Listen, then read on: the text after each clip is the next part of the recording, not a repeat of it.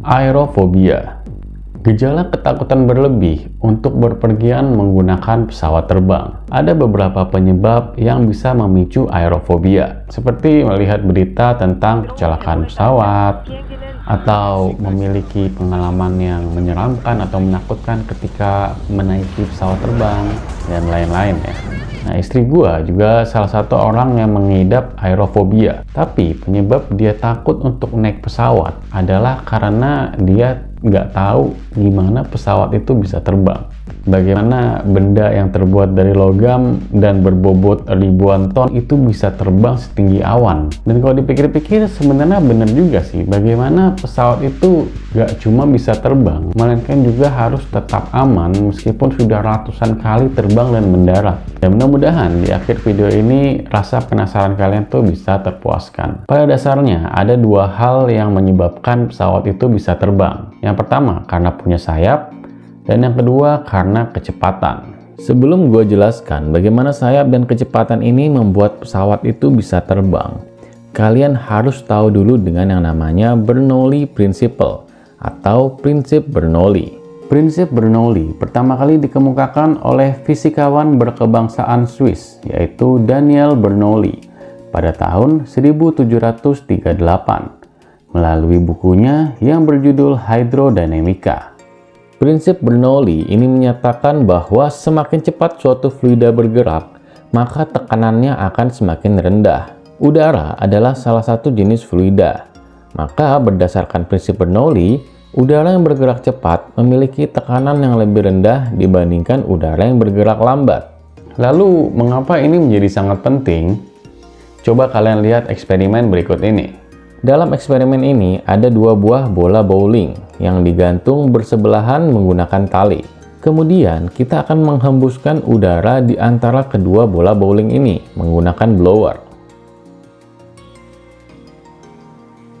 Kalian lihat apa yang terjadi.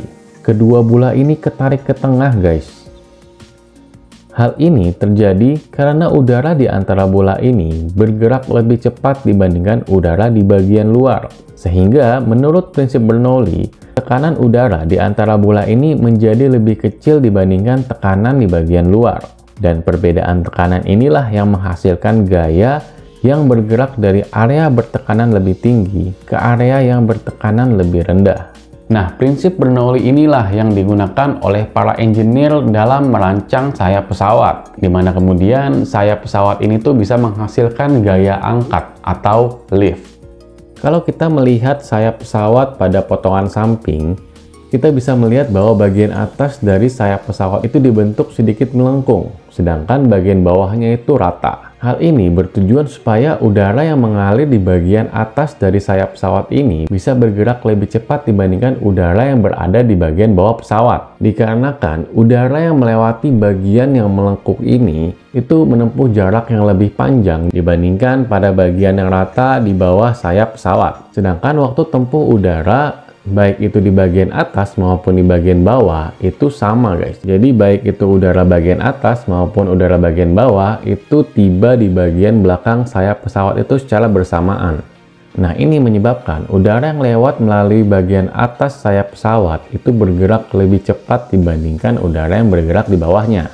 Dan seperti yang sudah kita tahu, menurut prinsip Bernoulli, udara yang bergerak cepat itu memiliki tekanan yang lebih rendah dibandingkan udara yang bergerak lebih lambat. Nah, perbedaan tekanan dari bagian atas dan bawah sayap pesawat inilah yang kemudian menghasilkan gaya angkat atau lift. Kalian bisa buktikan sendiri efek dari prinsip Bernoulli ini pada sayap pesawat dengan eksperimen menggunakan kertas yang dibentuk seperti sayap pesawat, yaitu bagian atas yang melengkung dan bagian bawah yang rata.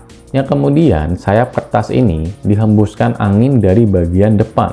Bisa kalian lihat sendiri bahwa sayap ini tuh akan terangkat dari gaya yang diakibatkan oleh perbedaan tekanan di bagian atas dan bawah si sayap ini.